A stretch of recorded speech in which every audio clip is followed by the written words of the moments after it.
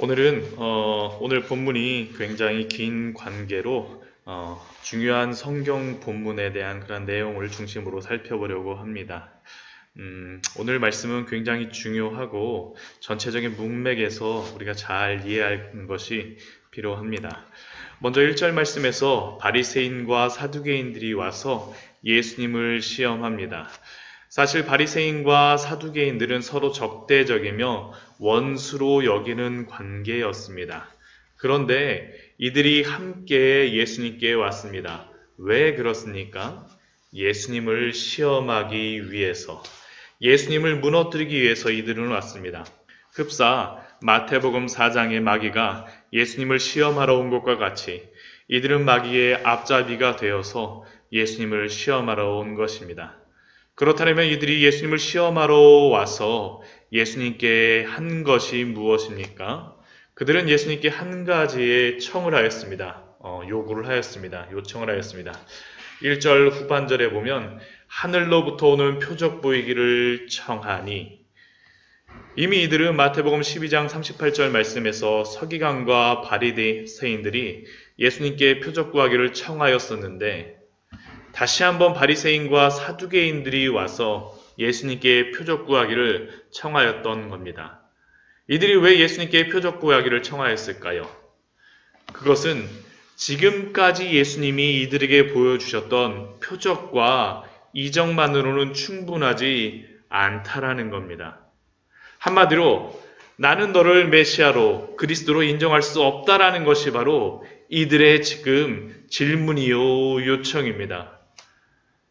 지금 우리가 마태복음 16장 말씀을 보았는데, 마태복음 14장 말씀에서는 사복음서 전체에서 나오는 가장 중요한 표적 가운데 하나인 오병이어의 그러한 표적이 나와 있습니다. 그리고 또한 14장 뒷부분에 보게 되면 예수님께서 무리를 걸으시는 그러한 표적도 보여주셨죠. 그리고 15장에서는 칠병이어의 사건을 보여주셨습니다.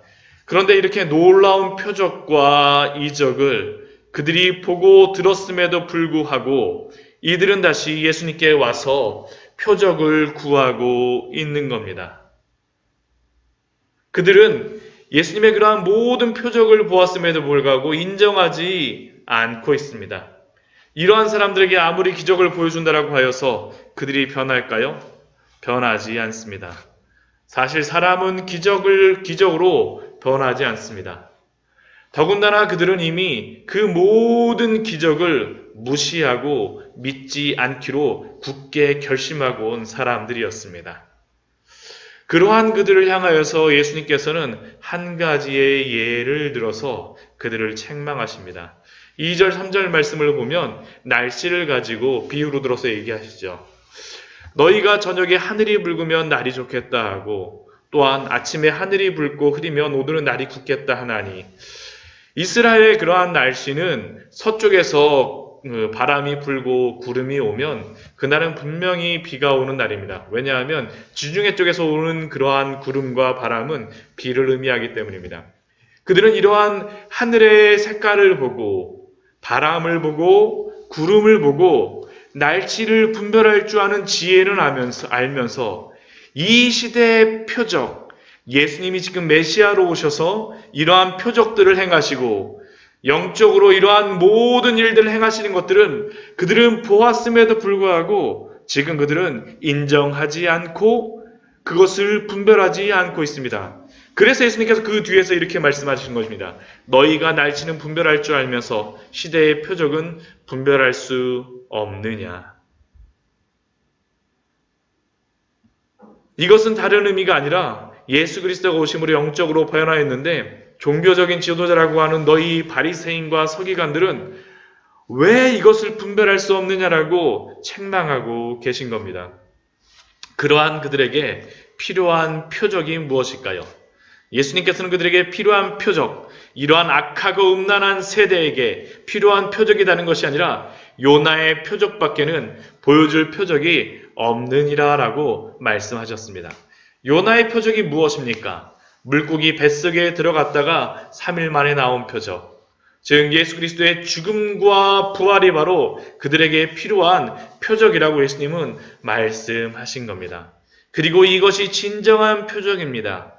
죄수들이나 달렸던 그 예수님의 십자가가 악하고 음란한 세대에게는 그들을 변화시킬 수 있는 유일한 표적이 아닙니까? 그리고 이러한 일이 있으신 다음에 5절 이후의 말씀을 보게 되면 그 바리새인과 사두개인들과 헤어지고 나서 예수님과 제자들은 배를 타고 건너편으로 가기 시작하셨습니다. 그리고 그때 예수님은 제자들에게 말씀하셨습니다. 6절 말씀 보면 바리새인과 사두개인들의 누룩을 주의하라. 그런데 제자들은 예수님의 이 말씀의 의미를 이해할 수 없었습니다. 그래서 그들은 자기들끼리 예수님이 자신들이 떡을 가져오지 아니하여서 자신들을 이렇게 책망하고 있나 보다라고 쑥덕쑥덕거리면서 그 예수님에 대하여서 그 자신들이 어떻게 보면 도둑이 재발전인다고 자신들의 발이절에 갖고 스스로 이렇게 이야기한 것입니다. 한마디로 예수님이 모든 것을 아셔서 자신들이 떡 안 가져온 것을 가지고 아시고 책망하신다라고 그들은 생각했던 것이죠. 그런데 이런 제자들을 향한 예수님의 말씀이 무엇입니까? 믿음이 작은 자들아, 어찌 떡이 없으므로 서로 논의하느냐. 그들의 고민과 쑥덕거림은 믿음이 작은 자들의 고민이었던 겁니다. 왜 그렇습니까? 이미 우리 9절 10절 말씀 보면 예수님께서 왜 그런지 말씀해 주시죠. 이미 예수님께서는 바로 앞에서 떡 5개로 5,000명을 먹이시고 떡 7개로 4,000명을 먹이셨습니다. 마가복음 8장에서는 배에 떡이 1개가 있다라고 기록되었는데 예수님이 마음만 먹으신다면 그 떡으로 그들을 배불리 먹일 수 있음에도 불구하고 왜 너희들은 모르느냐라고 그들의 무지에 대하여서 예수님을 모르는 그러한 무지한 믿음에 대하여서 책망하시는 것이고 예수님이 그럴 만한 능력이 있으신 분이라는 것에 대하여서 믿지 못하는 그들의 믿음에 대하여서 믿음이 작다라고 그들에게 의미한 것입니다. 한마디로 그들은 예수님을 떡의 문제로 그들을 책망하시는 분으로 여기는 믿음밖에 없었던 것이죠.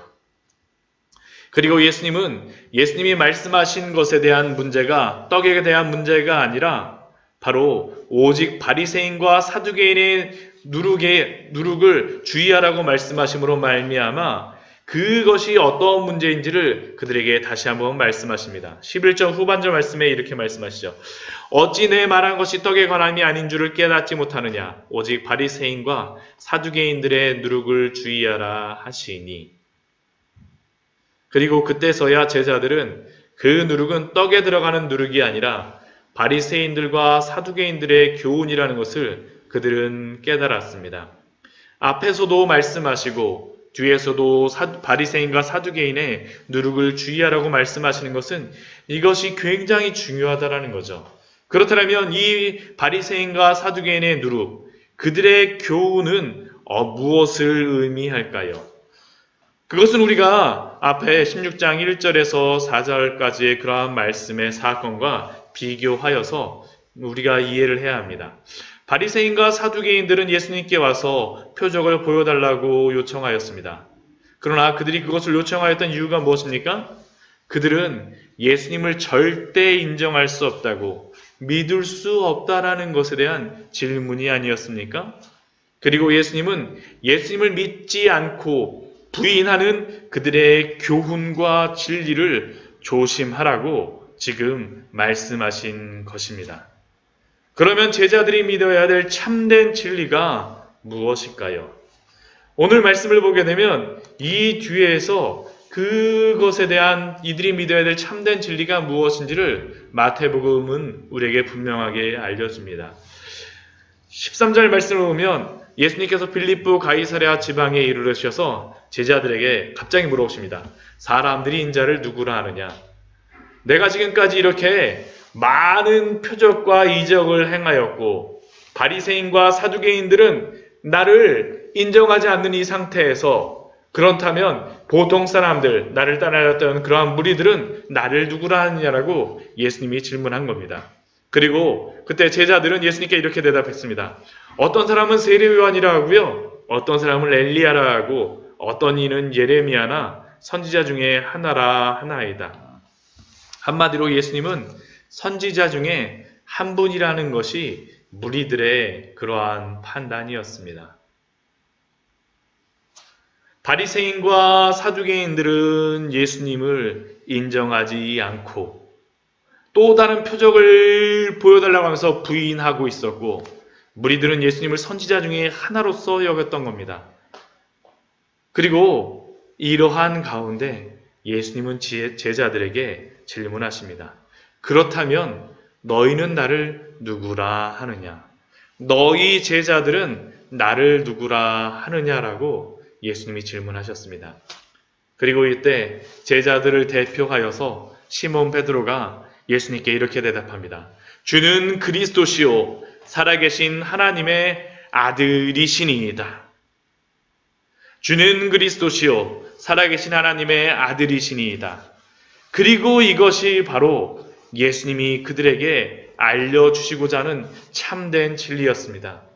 바리새인과 사두개인들이 예수님을 믿지 않고 거짓 누루, 거짓 진리로 그 시대의 사람들을 속이고 있을 때 그들에게 필요한 진리가 바로 이것이 아닙니까? 주는 그리스도시요 살아계신 하나님의 아들이시니이다.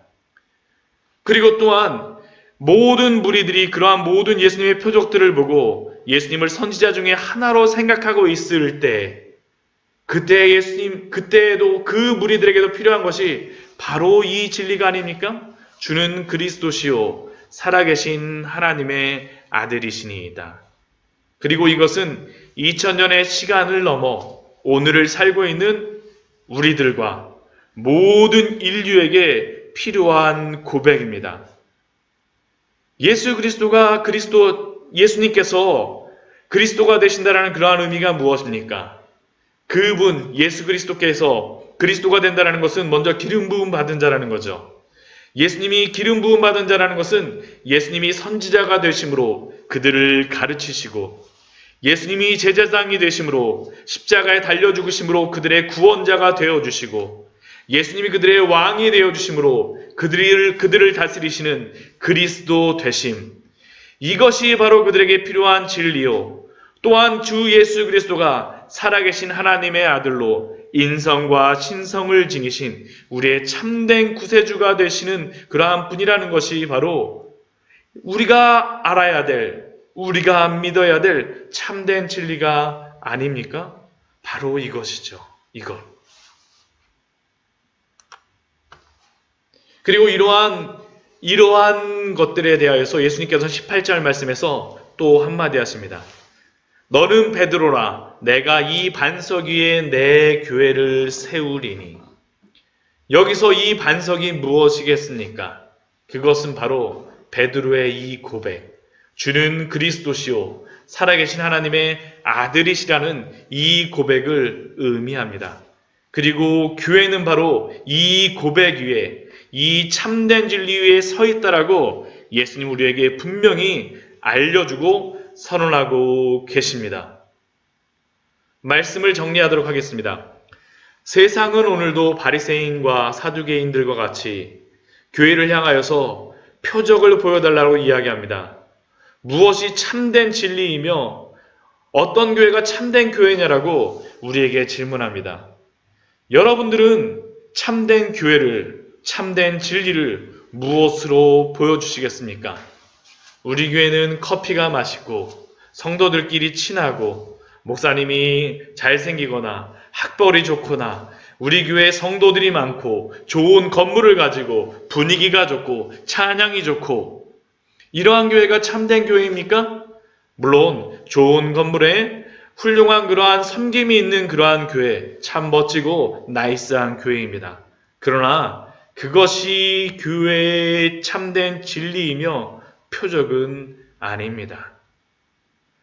오늘날도 교회의 표적은 다른 표적이 아니라 요나의 표적이 필요하고 또한 예수 그리스도가 우리를 구원하여 주시는 구원자요 주는 그리스도시요 살아계신 하나님의 아들이시니다라는 이 신앙 고백의 진리가 바로 교회의 표적이요 교회의 참된 진리인 줄 믿습니다.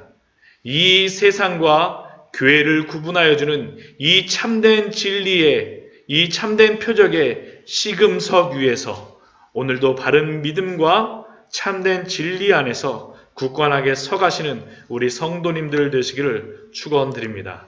같이 기도하도록 하겠습니다.